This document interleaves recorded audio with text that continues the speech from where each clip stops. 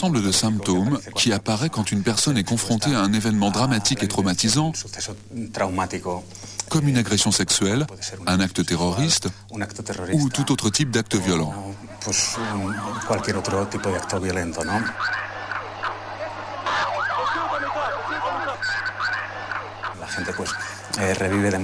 Ces personnes revivent l'événement traumatique de manière incontrôlée et avec la même charge émotionnelle qu'au moment de l'événement. Elles ont aussi des pensées intrusives, les images disparaissent de leur esprit ou leurs pensées sont complètement déformées et angoissantes. Elles sont en permanence dans un état d'hypervigilance qui les met en alerte par rapport à toute stimulation de leur environnement qui pourrait leur rappeler l'événement traumatique. En général, plusieurs troubles accompagnent ces symptômes. Une dépression, des troubles obsessionnels compulsifs, etc.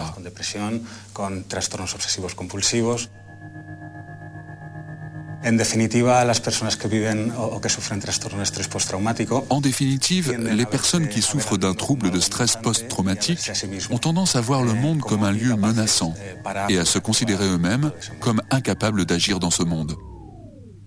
Y la MDMA actúa de manera muy específica sobre el miedo, ¿no? Haciendo que las personas, pues bueno, los mayores miedos que no tienen que ver con los miedos propios. Le MDMA a un effet très spécifique sur la peur. Il n'agit pas sur toutes les peurs liées à la vie courante ou à l'expérience de la vie, mais il agit précisément sur les peurs causées par un trouble ou une situation particulièrement stressante. C'est comme si le MDMA ciblait directement cette peur et l'éliminait, ou du moins la réduisait, pendant son temps d'action pharmacologique. Cela permet aux personnes de travailler leur état interne sans être dans un état de peur permanente.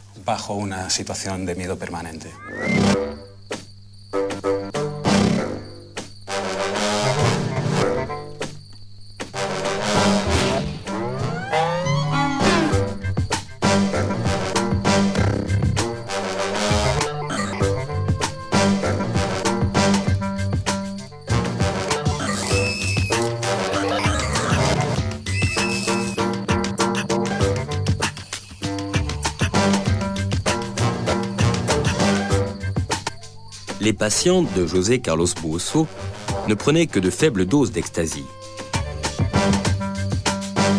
Mais le risque de neurotoxicité a conduit les autorités universitaires à interrompre le projet. D'autres études expérimentales sont aujourd'hui en cours aux États-Unis. En résumé, j'ai l'impression que le MDMA pourrait être un médicament très utile dans le traitement du syndrome de stress post-traumatique.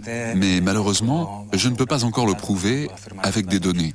Nous espérons simplement qu'un jour, ces études puissent se réaliser pour nous permettre d'avoir les idées plus claires. L'ecstasy contient souvent des substances dangereuses qui n'ont rien à voir avec le MDMA.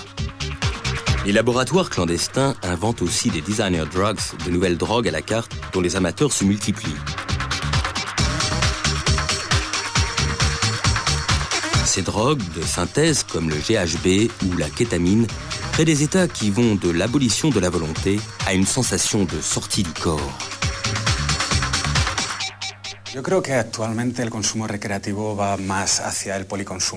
Je pense qu'aujourd'hui, la consommation de drogues récréatives se dirige vers une polyconsommation.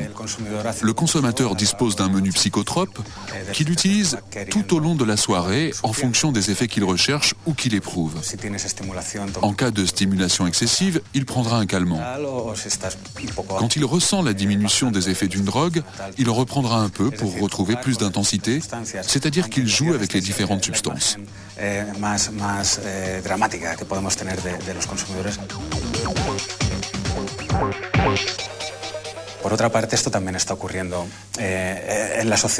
On retrouve aussi ce schéma dans la société normale, où nous avons de plus en plus de drogues ou de substances appelées drogues de style de vie, comme par exemple le Viagra pour le traitement de l'impuissance, ou les antidépresseurs qu'on commence à utiliser pour des personnes qui ont peur de parler en public.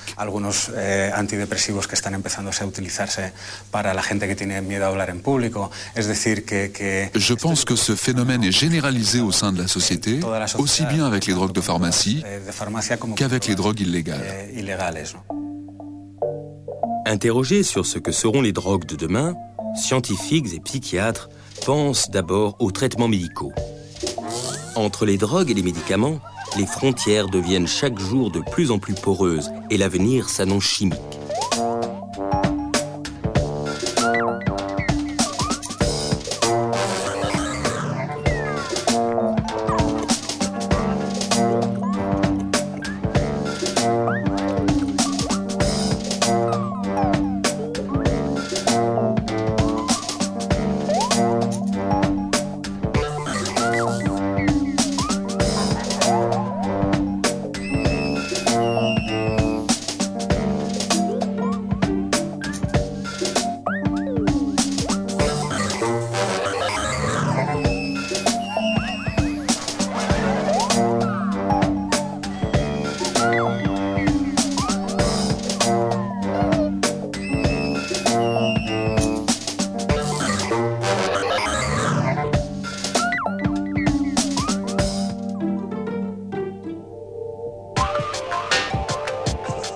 La civilisation sous pilule, un cauchemar qu'avait décrit Aldous Huxley dès 1932.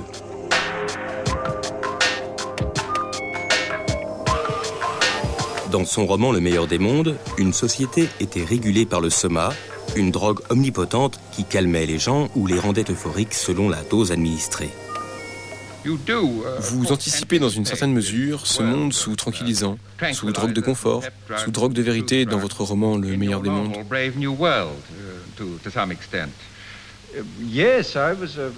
Oui, bien sûr, mais j'avais projeté ce futur dans 500 ou 600 ans. Et c'est plutôt alarmant de penser que 27 ans plus tard, un bon nombre de ces prédictions sont déjà arrivées. Et elles sont arrivées comme un retour de bâton.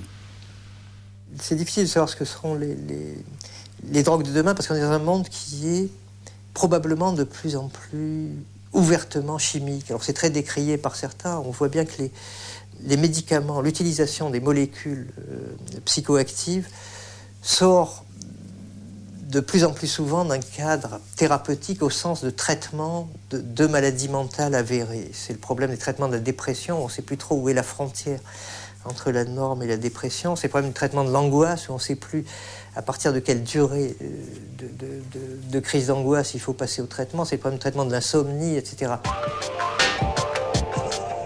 La consommation d'antidépresseurs, d'anxiolytiques et de sédatifs dans les pays développés connaît une croissance vertigineuse. Ce recours systématique à la chimie soulève de nombreuses questions sur l'évolution de nos sociétés et sur les exigences qui pèsent sur chaque individu.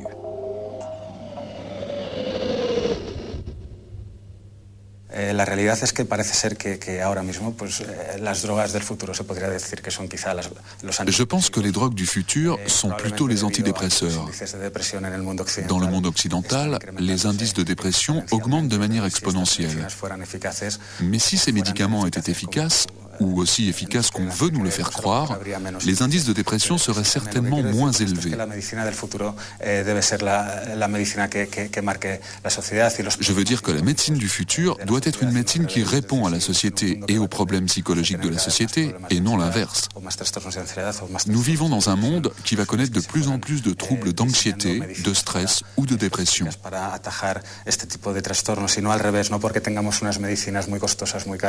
Il faut concevoir des médicaments spécifiques pour enrayer ces troubles, et non l'inverse. Il y a des médecins purs et durs, on pourrait dire, qui voudraient qu'on ne soigne que des maladies avérées et qui pensent qu'il y a un excès terrible de l'utilisation des médicaments et que toutes les souffrances psychiques sont traitées par médicaments, que bientôt on va se réveiller avec la pilule pour se réveiller, on va s'endormir avec la pilule pour s'endormir, on va jouir avec la pilule pour jouir, et on va manger avec la pilule qui donne faim, etc. Personnellement, je ne suis pas aussi pessimiste que ça. Je pense que dans la réalité, c'est les usages qu'en font les gens qui vont déterminer le côté nocif ou le côté bienfaisant des mêmes substances.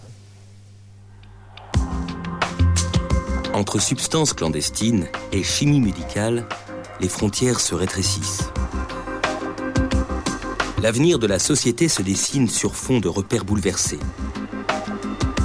Cernés par les nouvelles drogues et les médicaments, inlassablement poussés à la performance, L'homme de demain sera-t-il un zombie abreuvé de cocktails chimiques? Ou bien saura-t-il inventer un usage intelligent de ces outils de la conscience? La réponse ne se trouve pas dans les laboratoires, mais dans l'évolution de chacun d'entre nous.